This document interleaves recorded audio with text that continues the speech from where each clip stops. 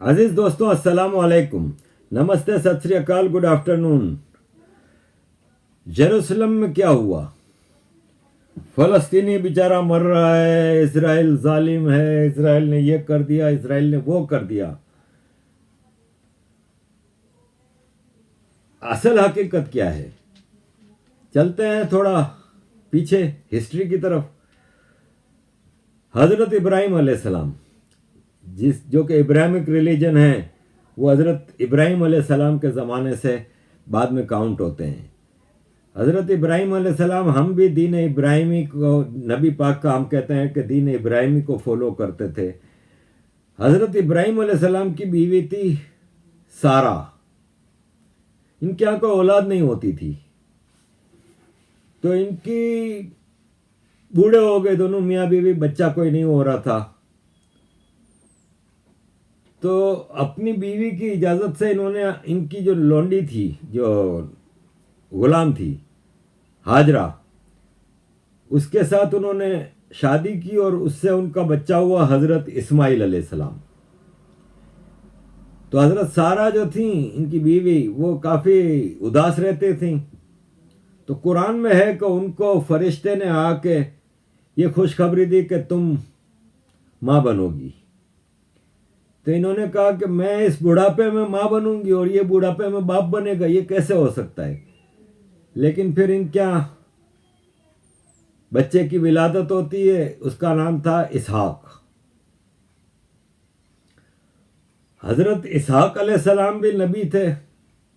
हजरत इस्माइल जो कि हाजरा से पैदा हुए थे, वो भी नबी थे। हजरत इसहाक जो कि हजरत इब्राहिम की बीवी सारा से जो बेटे थे, उसकी नस्ल में आगे हजरत याकूब आए, फिर हजरत यूसुफ आए। यहूदियों की नस्ल वहां से शुरू होती है। हजरत मूसा, हजरत सुलेमान, हजरत दाऊद, ये सब उस नस्ल से चले हैं जो हजरत इब्राहिम के बेटे हजरत इसहाक की नस्ल से चले। सारा के बेटे, हाजरा के बेटे इस्माइल से कोई नबी नहीं आया आगे। ये सब नबी थे। हजरत याकूब, हजरत यूसुफ, हजरत सुलेमान, दाऊद, मूसा, ये सब नबी थे। ईसा, ये सब उस नस्ल से चले हैं। हजरत इस्माइल की नस्ल से कोई नबी नहीं आए और आखिरी नबी आए हजरत मोहम्मद सल्लल्लाहु अलैहि वसल्लम। तो मुसलमानों का जो है वो हजरत इस्माइल से सिलसिला नसब मिलता है, यहूदियों का मिलता है हजरत इसहाक से। दोनों हजरत इब्राहिम के बेटे थे, एक हाजरा से थे, एक सारा से थे। सारा ने हाजरा को घर से निकाल दिया। हाजरा अपने बेटे को लेके गोद में मक्का की तरफ आ गई। मक्का में एक पहाड़ी है सफा और एक पहाड़ी है मरवा। इनको प्यास लगी थी। आपको पता है सऊदी अरब में कहीं पानी नहीं है, तो इन्होंने, ये सब इस्लामी रिवायात हैं जो मैं आपको बता रहा हूँ, इन्होंने अपने बेटे हजरत इस्माइल को वहाँ पे लिटाया ज़मीन पे और सफ़ा की पहाड़ी पे चढ़ी पानी ढूंढने के लिए। नहीं मिला तो वो भाग के आई, मरवा की पहाड़ी पे चढ़ी पानी ढूंढने के लिए। वो 7 चक्कर लगाए इस तरह। आज हम उम्रे में खाना काबा के 7 तवाफ करके फिर सफ़ा मरवा की पहाड़ियाँ मौजूद हैं आज भी, उसके दरमियान 7 चक्कर हम भी भागते हैं उम्रे में। तो 7 चक्कर काटने के बाद फरिश्ते ने आके इनको बशारत दी कि तुम्हारा बेटा इस्माइल जहाँ पे एड़ियाँ रगड़ रहा है पाँव की, वहाँ पे पानी का कुआं खोला खुद गया है और वहाँ से पानी निकला है। वो पानी आज जमजम का पानी जो हम कहते हैं ना, ये जमजम का पानी वहाँ से स्टार्ट हुआ है। और फिर उस नस्ल से कोई नबी नहीं आया, लेकिन बाद में कई 100 साल बाद हज़रत मोहम्मद, इसहाक की नस्ल से कई नबी आए और फिर जुडाइज़म, क्रिश्चियनिटी, वो सब उस नस्ल से आई। डिटेल में बताने का मकसद ये था कि आज जो यहूदी और मुसलमान का झगड़ा है, वो 2 बीवियां हज़रत इब्राहिम की जो थीं, उनकी औलादों का झगड़ा है। यहूदियों का वो मकाम जेरूसलम, जहाँ से हज़रत दाऊद, اسلام کی ہم قرآن میں کہتے ہیں کہ 4 اللہ کی کتابیں ہیں جو دنیا میں آئی ہیں. ایک ہے زبور جو حضرت داؤد کی کتاب تھی. ایک ہے توریت جو حضرت موسیٰ کی کتاب تھی جس پہ یہودی بلیو کرتے ہیں. ایک ہے بائبل تو انجیل جو حضرت عیسیٰ کی کتاب تھی جس پہ کرسچن بلیو کرتے ہیں. اور ایک ہے قرآن جو مسلمانوں کی کتاب ہے. یہودی حضرت داؤد کو بھی مانتے ہیں, حضرت سلیمان کو بھی مانتے ہیں, حضرت موسیٰ تک کے, حضرت ابراہیم کو مانتے ہیں, حضرت موسیٰ تک کے سارے نبیوں کو مانتے ہیں. یہودیوں کا اینڈ ہو جاتا ہے حضرت موسیٰ پہ, وہ اس کے بعد کے کسی نبی کو نہیں مانتے. عیسائی بھی حضرت موسیٰ, حضرت سلیمان, حضرت ابراہیم سب کو مانتے ہیں. ان کے یہاں بھی نام ہیں ابراہم, سولومن, ڈیوڈ, جوزف, یوسف, لیکن یہ مانتے نہیں ہیں حضرت عیسیٰ کے بعد کسی کو. اور مسلمان پھر حضرت محمد کو مانتے ہیں, باقی سب کو بھی مانتے ہیں.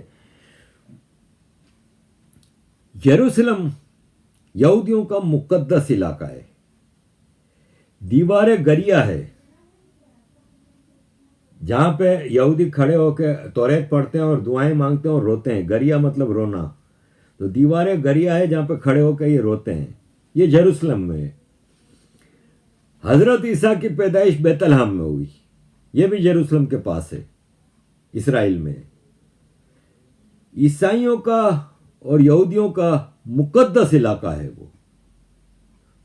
حضرت اسماعیل تو مکہ آ گئے تھے, پھر وہیں سے ان کی نسل بنی ہے. تو مسلمانوں کا مقدس علاقہ تو سعودی عرب, مکہ, مدینہ ہوا نا.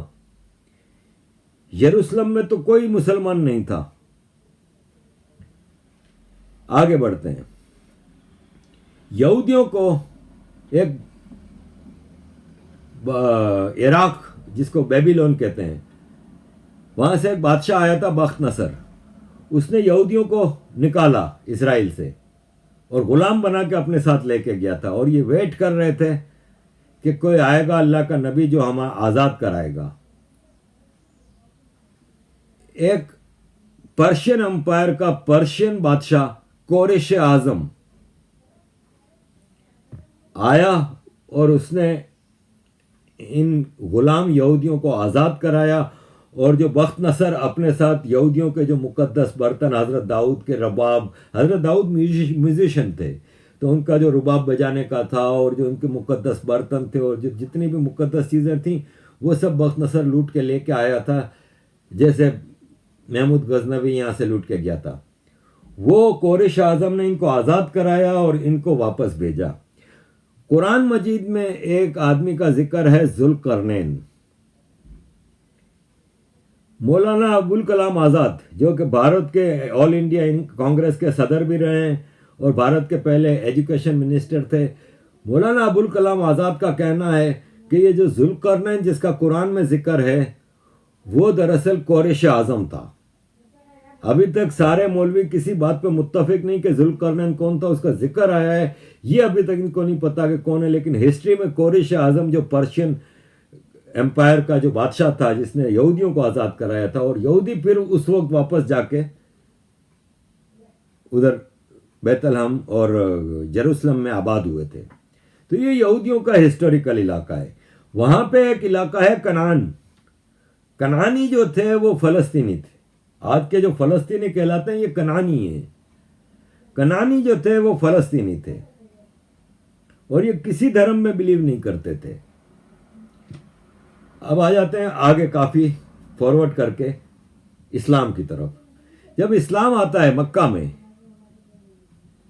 40 سال عمر تھی نبی پاک کی جب انہوں نے نبوت کا اعلان کیا اور کہا کہ اسلام ایک دھرم ہے اور اسلام مذہب اختیار کرو اور یہ اللہ کا مذہب ہے اور یہ سب. 23 سال تک مکہ میں رہ کے انہوں نے اسلام کا پرچار کیا. 100 مسلمان کیے 23 سال میں. پھر یہ مدینہ ہجرت کر کے گئے. مدینہ میں یثرب نام تھا مدینہ کا, اور مدینہ یہودیوں کا علاقہ تھا. مکہ سے کچھ مسلمان ہجرت کر کے مدینہ گئے تھے نبی پاک سے پہلے, تو وہاں پہ اسلام پھیلنا شروع ہوا تھا. یہودیوں نے نبی پاک کو वेलकम किया और उनको इजाज़त दी मदीना में रहने की। यसरब नाम था। लेकिन नबी पाक ने कहा है कि यहूदियों पर आप भरोसा नहीं कर सकते। फिर यहूदियों से एक पैक्ट भी हुआ मीसा के मदीना के नाम से, जिसमें यहूदियों के साथ ये पैक्ट हुआ था कि मिल के दुश्मनों का मुकाबला करेंगे और मदीना की हिफाजत करेंगे, और मदीना पे दोनों का बराबर राइट डिक्लेयर किया गया था। उस वक्त तक यरूशलेम में कोई मुसलमान का वो नहीं था, लेकिन जो नमाज पढ़ी जाती थी 23 साल तक मक्का में, वो यरूशलेम की तरफ रुख करके, जिसको बैतुल मकदस कहा जाता है, वहां रुख करके नमाज पढ़ी जाती थी। और नबी पाक का जो मेराज हुआ था, मेराज नबी, जिसमें वो बुराक सफेद घोड़े पे बैठ के आसमान में गए थे अल्लाह मियां से मिलने के लिए, वो यरूशलेम में मस्जिद अक्सा से उनका सफर हुआ था। कि असल वाकया मेराज का यह है कि 27 रजब को हुआ था कि नबी पाक सो रहे थे, उनको फरिश्तों ने कहा कि हम आपके लिए घोड़ा लाए हैं, आपको हम आसमानों की सैर कराने लेके जा रहे हैं। तो नबी पाक गए थे। यही यरूशलेम की अहमियत है। जब मदीना हिजरत की नबी पाक ने, तो मस्जिद किबलतैन है मदीना में, वहां पे यरूशलेम की तरफ रुख करके नमाज पढ़ रहे थे नबी पाक। तो वही आई, फरिश्ते ने आके कहा कि आज से नमाज के लिए आपका रुख बैतुल मकदस की जगह खाना काबा मक्का की तरफ होगा, और आप मक्का खाना काबा की तरफ रुख करके नमाज पढ़ेंगे। इसीलिए उसको मस्जिद किबलतैन यानी 2 किबलों वाली मस्जिद कहा जाता है। मैं कई बार जा चुका हूँ उस मस्जिद में। मैंने अपनी ज़िंदगी सऊदी अरब में बचपन गुजारा है, जवानी के कई साल गुजारे हैं, मैंने 7 हज किए हैं। मक्का मदीना की गली गली एक एक ज़ियारत से मैं वाकिफ़ हूँ। मस्जिद किबलतैन में किबला रुख चेंज हो गया। अब मुझे कोई ये बताए कि इस्लाम के मुकद्दस तरीन इलाकों में उसको शुमार किया जाता है, इस्लाम का वहां पे क्या है? एक किबला रुख था, वो भी आपने चेंज कर दिया। और ये जो आप देख रहे हैं ना, ये टेम्पल ऑफ डोम है, इसको मस्जिद अक्सा बना के पेश किया जाता है। ये मस्जिद अक्सा नहीं है, ये टेम्पल ऑफ डोम है। मस्जिद अक्सा ये है, ये एक और मस्जिद है। Temple of dome is not a mask, एक मस्जिद नहीं है।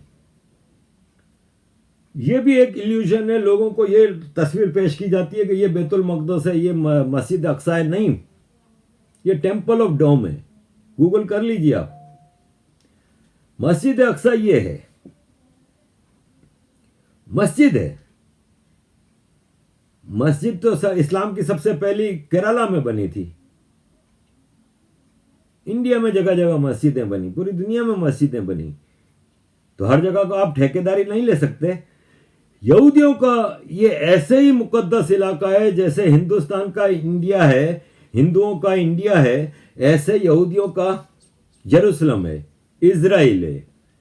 कुरान में इजराइल लफ्ज 50 बार यूज हुआ है। बनी इसराइल कौम का बाकायदा जिक्र है। कुरान गारंटी देता है कि वो यहूदियों का इलाका है। फिर अगर किसी की इंपॉर्टेंस है तो वो ईसाइयों की है, क्रिश्चियंस की है, कि हजरत ईसा की पैदाइश बैतलहम में हुई है। हजरत मरियम वहां रहती थी जहां हजरत ईसा की पैदाइश हुई है। तो इंपॉर्टेंस है ईसाइयों की, यहूदियों की। मुसलमानों की कोई खास इंपॉर्टेंस नहीं है, सिवाय इसके कि ये किबला अव्वल था, बाद में उसको वो भी चेंज कर दिया। तो मुसलमानों का तो क्लेम बनता नहीं। ये जो कनानी थे, ये फलस्तीनी, ये मुसलमान हुए थे, यहूदी मुसलमान नहीं हुए। ये आ गई हिस्ट्री। हजरत उमर का दौर आता है, जो दूसरे खलीफा थे, उनके दौर में जेरूसलम फतह हुआ, मुसलमान लश्कर ने जाकर फतह कर लिया। हिंदुओं की तरह यहूदी भी कभी लड़ते नहीं थे, ये लड़ने बढ़ने वाली कौम नहीं थी। हिंदुओं की तरह ये भी एजुकेशन, पढ़ना लिखना, रिसर्च, आज आपको पता है यहूदी कहां पे खड़ा है। दुनिया की मोस्ट एजुकेटेड नेशन, रिसर्च में नोबेल प्राइजेस देख लें, जितनी भी इन्वेंशंस होती हैं, इनमें यहूदियों का क्या किरदार है? यही हिंदुओं का था। यहूदी इस किस्म की कौम थी, आसानी से हर कोई इनको कब्जा कर लेता था। हजरत उमर ने वहां पे सबको निकाला, بعد میں پھر رومن امپائر نے اس پہ قبضہ کیا. پھر وہ بادشاہ تھے نا مسلمانوں کا، سلطان، نام میں بھول گیا، تو سلطان نے قبضہ کیا. سلطان صلاح الدین ایوبی، اس نے قبضہ کیا یروشلم پہ، اور اس نے سب یہودیوں کو، عیسائیوں کو نکال دیا شہر سے، اور جزیہ رکھا کہ تمہاری جان بخشی کے لیے تم اتنے روپے دو گے. اس وقت دینار تھے یا درہم تھے، اتنے درہم دو گے، 2 درہم یا 1 درہم، تو شہر چھوڑ کے چلے جاؤ. جان بخشی کی تھی. پھر یہودیوں کو نکالا گیا. پھر انگریز آیا، انگریز نے قبضہ کیا یروشلم پہ، تو انگریز نے پھر یہودیوں کو اجازت دی واپس اسرائیل کی طرف آنے کی.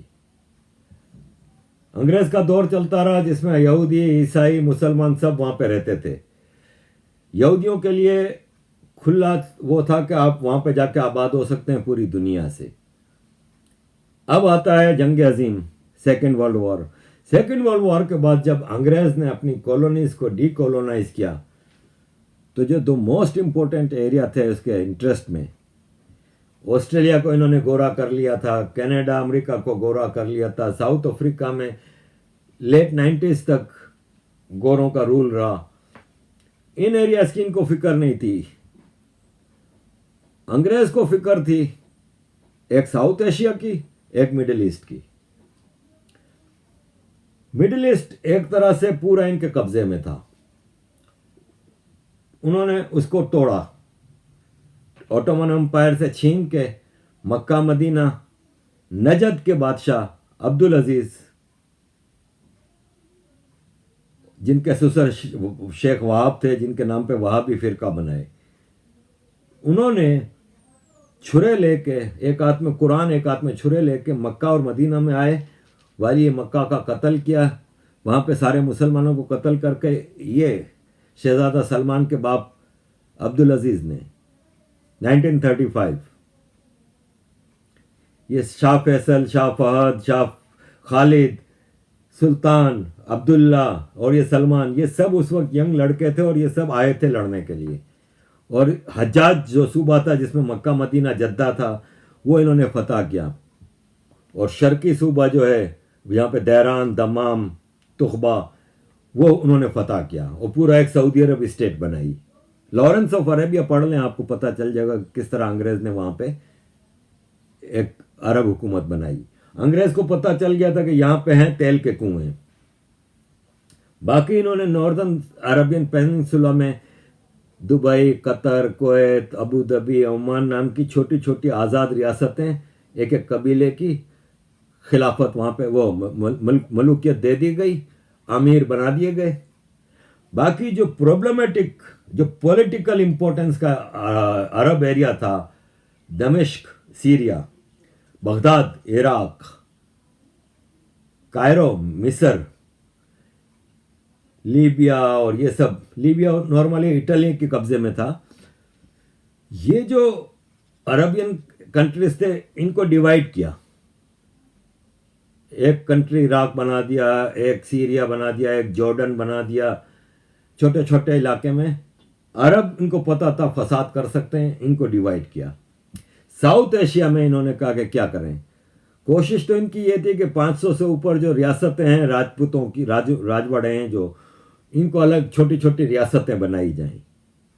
اور یہی سوچ کے یہ نکلے تھے، لیکن بھگوان بھلا کرے سردار ولبھ بھائی پٹیل کا، کہ انہوں نے پورے سب کو یونائٹ کر کے ایک انڈیا بنایا. لیکن انہوں نے ایک فساد چھوڑ دیا انگریزوں نے، پاکستان نامی، بھارت کے ایسٹ میں ایسٹ پاکستان اور ویسٹ میں ویسٹ پاکستان نامی.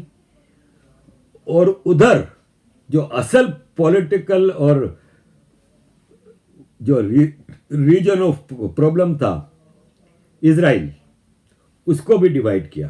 وہ فلسطین تھا نا، انگریزوں نے آخری جو فتح کیا تھا وہ فلسطین تھا. اس کو بھی 2 حصوں میں ڈیوائیڈ کیا، یہودیوں کا حصہ، مسلمانوں کا حصہ. اب مسلمان جو اسرائیل کو ایکسیپٹ نہیں کرتا، خاص طور پہ پاکستان جیسا ٹوپی ڈرامہ بنانا ریپبلک، جب ایک انڈیا ڈیوائڈ ہو سکتا ہے مسلم اور ہندو میں، تو ایک فلسطین ڈیوائڈ کیوں نہیں ہو سکتا؟ جبکہ ہسٹوریکلی وہ یہودیوں کا ہمیشہ سے علاقہ رہا ہے، لیکن فلسطینی اور عرب نے ایکسیپٹ کرنے سے انکار کر دیا، جنگ ہوئی، تو وہ آپ دیکھیں کہ کتنا بڑا فلسطین ہوتا تھا۔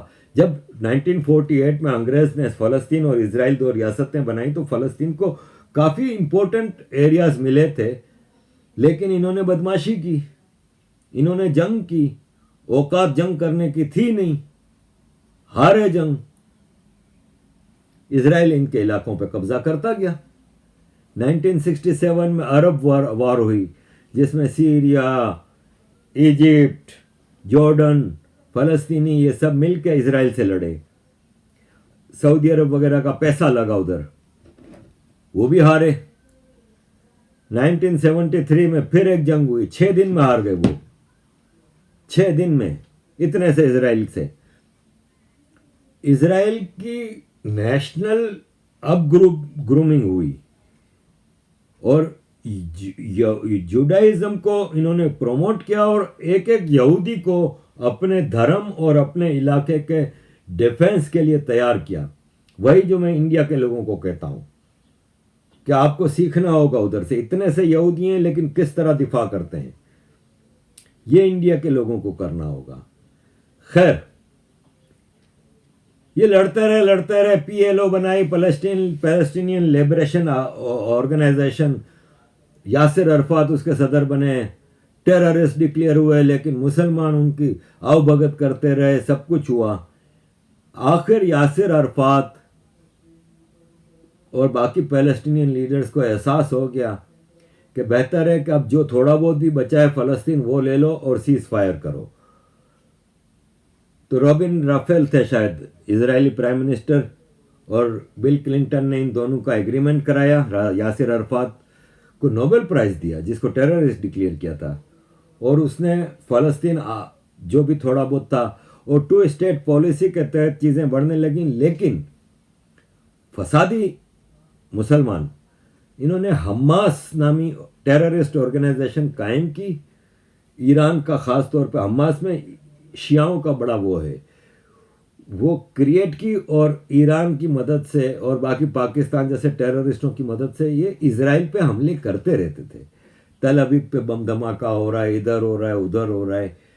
اسرائیل جب بھی تھوڑا بہت پیس کی طرف جاتا تھا، یہ فتنہ فساد کرنے والے اسرائیل کے خلاف، ان کا آپ کو پتہ ہے کہ مسلمان جو ٹیررزم کرتا ہے وہ اتنی تکلیف دہ اس لیے ہوتی ہے کہ یہ سویلین پاپولیشنز پہ حملے کرتے ہیں۔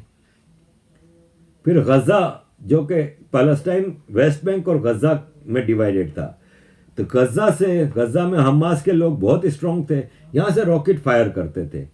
اب ان کے راکٹ فائر سے اتنا زیادہ نقصان نہیں ہوتا تھا، لیکن پھر اسرائیل جو ریٹیلیشن کرتا تھا وہ پھر اس میں فلسطینیوں کو بہت نقصان ہوتا تھا۔ یہی ابھی جو ہوا ہے یہ ہوا ہے، میں نے ہسٹری آپ کو ساری بتا دی۔ اب جو ہو رہا ہے وہ یہ ہو رہا ہے کہ یہ دیکھیں رمضان کا مہینہ ہے، مسجد میں پتھر جمع کر کے بیٹھے ہیں، انٹینشن کیا ہے؟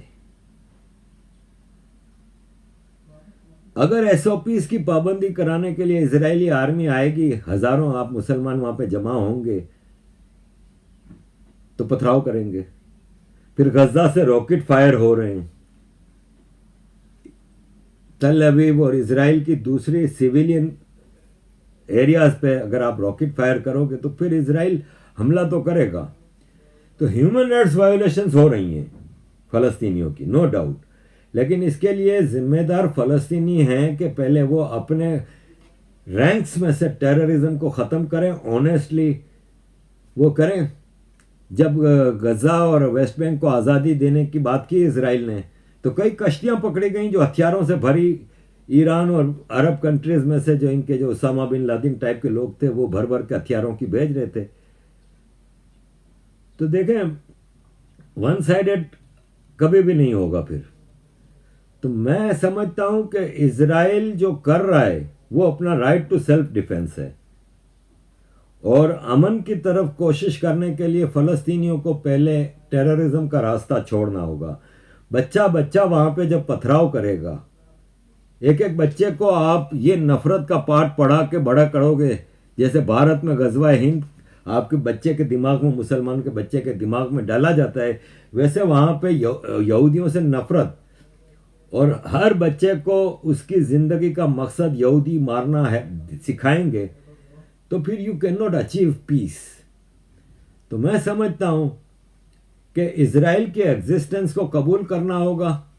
آج دنیا کا سارا مسلمان اسرائیل کا محتاج ہے، یہودیوں کا محتاج ہے. یہودیوں کی بنائی ہوئی دوائیاں استعمال کر رہے ہیں، یہودیوں کی بنائی ہوئی سارے انوینشنز استعمال کر رہے ہیں اپنے اپنے ملک میں، لیکن اسرائیل کو قبول نہیں کریں گے. اور سب سے بڑا ڈرامہ اس میں یہ پاکستان ہے، جو بنانا ریپبلک، جس کے پاسپورٹ پہ لکھا ہوتا ہے کہ وی ڈونٹ ریکگنائز اسرائیل. یہاں پہ ایک ہے ترکی. ترکی کا یہ جو کیا گالی دوں میں سالے کو، طیب اردگان، یہ فساد ہے، سب سے بڑا فساد. یہ ترکی کی سب سے زیادہ ٹریڈنگ اسرائیل کے ساتھ ہو رہی ہے، لیکن یہ باقی مسلمانوں کو کیا میسج دے رہا ہے؟ اسرائیل از اے ٹیررسٹ، اسرائیل سے تعلقات نہیں رکھو. خود ہی ترکی کے سب سے زیادہ تعلقات ہیں اسرائیل کے ساتھ. تم لوگ مقابلہ کرنے کی ہمت نہیں رکھتے، اور ٹریڈنگ بھی کر رہے ہو، دوسری طرف وہ بھی ڈرامے کر رہے ہو. دوسرا جو نیگیٹو کردار ہے وہ مسلم آؤٹ آف عرب کی ہے. معمولی مثال دیتا ہوں، عمران خان فوراً ٹویٹ کرتا ہے کہ اسرائیل ٹیررسٹ حملے کر رہا ہے فلسطین پہ، لیکن جب بھی اسے کسی جرنلسٹ نے پوچھا ہے کہ چائنا میں مسلمانوں پہ ظلم ہو رہا ہے، I don't know about it. تمہیں سب کا پتا ہے، یہ نہیں پتا چائنا میں کیا ہو رہا ہے. کیسے بولے گا؟ خود بلوچستان میں مظالم کی انتہا کی ہوئی ہے، خود پختون ایریاز میں پختونوں کو مار رہا ہے. اس پہ ملالہ یوسفزئی، جس کا پیٹ میں درد ہو رہا ہے فلسطینیوں کے لیے، اس نے کبھی پختونوں کے مرنے پہ کبھی اس نے یہ جو شاہانہ زندگی گزار رہی ہے نا ملالہ اور اس کا ڈرامہ باپ، ملالہ کے باپ بڑا شاطر آدمی ہے، اس نے بڑے فائدے اٹھائے ہیں اپنی بیٹی کے نام پہ. اتنا شاطر آدمی ہے یہ، آئی ایس آئی کے پیرول پہ ہے، 100% آئی ایس آئی کے ڈکٹیشن پہ چلتے ہیں یہ فیملی. اس نے آج تک اپنے پختون یوسفزئی قبیلوں کے اوپر جو حملے ہو رہے ہیں، جو مارا جا رہا ہے، بندے غائب ہو رہے ہیں، ان کی عورتوں کے گھروں میں گھس گھس کے جو پاکستان آرمی کر رہی ہے، ایک ٹویٹ نہیں کی. یہ چائنا پہ آج تک نہیں بولے. ان کے پیٹ میں درد ہو رہا ہے فلسطینیوں کے لیے. جیسے آپ کی ایرانہ ایوب، چائنیز وائرس نے بھارت میں تباہی مچائی ہے، جس کا ذمہ دار مودی جی کو ٹھہرا رہی ہیں. چائنا پہ نہیں بولیں گی، کیونکہ مائی باپ ہے نا چائنا کے، تو پیسے پہ ان کے سارے کام چلتے ہیں. ان کو بھی فلسطین کا درد ہو رہا ہے، لیکن اپنی ویکیشن منانے کے لیے امریکہ اور یورپ آئیں گی. یہ چیک ان کے آتے ہیں نیو یارک ٹائمز سے اور بی بی سی سے اور سی این این سے. باقی سارس بھائی صاحب ہے، سوروس جو چائنا کا ہے، وائرس تھا نا سارس، اور ایک یہ سوروس تھا، دونوں سے یہ بھی وائرس ہی ہے، چائنیز وائرس ہے جو خریدتا ہے دنیا میں، لیفٹ کا سب سے بڑا جگاڑو. رانا ایوب کو چائنا کے بارے میں کبھی ٹویٹ کرنے کی ہمت نہیں ہوئی. بھارت میں بنگلور میں مسلمان کچھ کرے، آکسیجن کی بلیک مارکیٹنگ کرے، اس پہ کبھی ایک لفظ نہیں بولیں گی یہ ڈرامہ عورت. تو اس ٹائپ کے مسلمان بھی اصل پرابلم ہے، جو مسلمانوں کو بھڑکاتے رہتے ہیں. ایک ہی راستہ ہے فلسطینیوں کے لیے، چپ چاپ آنےسٹ پیس ایگریمنٹ کریں اسرائیل کے ساتھ، ورنہ جو تھوڑا بہت بھی فلسطین بچا ہے وہ بھی ختم ہو جائے گا. گولان کی پہاڑیاں سیریا سے قبضہ کر لیا تھا 67 کی جنگ میں، بڑی کوشش کی، واپس نہیں دیا. لڑکے نہیں حاصل کر سکتے. انور سادات ایجپشین پریسیڈنٹ نے 1970s اینڈ 70s میں یہ فیصلہ کر لیا تھا، اور اس نے فوراً اسرائیل کے ساتھ اپنے تعلقات بحال کر لیے. تو اسرائیل نے نہر سویز کے پاس جو ایریا مصر کے قبضہ کیے تھے واپس کر دیے. اور آج تک مصر نے اسرائیل کے ساتھ اپنا پیس ایگریمنٹ کو قائم رکھا ہے. یہی راستہ رہ گیا ہے. جارڈن نے بھی اپنا پیس ایگریمنٹ قائم کر لیا ہے. ایون دبئی نے قائم کر لیا اسرائیل کے ساتھ. سعودی عرب آہستہ آہستہ بڑھ رہا ہے. تو فلسطینیوں کے لیے بھی بہتر یہی ہے کہ اپنے بچوں کو ٹیررزم کی طرف لے جانے کے بجائے ڈیولپمنٹ کی طرف لے کے آئیں تو ہی بہتر ہوگا. تو عزیز دوستوں، یہ جو اسرائیل کا مسئلہ ہے، یروشلم میں جو ہو رہا ہے، یہ پیور ٹیررزم ہے اور اس کے جواب میں اسرائیل کا ریٹیلیشن ہے. اور پھر ٹیررزم جب ہوتی ہے تو اس کے ریٹیلیشن میں پھر ہیومن رائٹس وائیولیشن تو ہوتی ہیں. تو یہ ہے جی میرا تجزیہ یروشلم پہ. مجھے میرے مسلمان بھائی بڑی گالیاں دیں گے، لیکن اگر ان میں تھوڑی بھی ٹپڑ ہے، تھوڑی بھی غیرت ہے، شرم ہے، حیا ہے، تو ذرا اسٹڈی کر لیں نیوٹرل ہو کے کیس کو. سب پتہ چل جائے گا کہ کون کتنے پانی میں ہے. تھینک یو ویری مچ عزیز دوستوں. آپ کا سپورٹ بہت ضروری ہے جو کہ مجھے کیپ گوئنگ رکھتا ہے. تھینک یو ویری مچ عزیز دوستوں. Keep supporting. جے ہند، جے شری رام، وندے ماترم.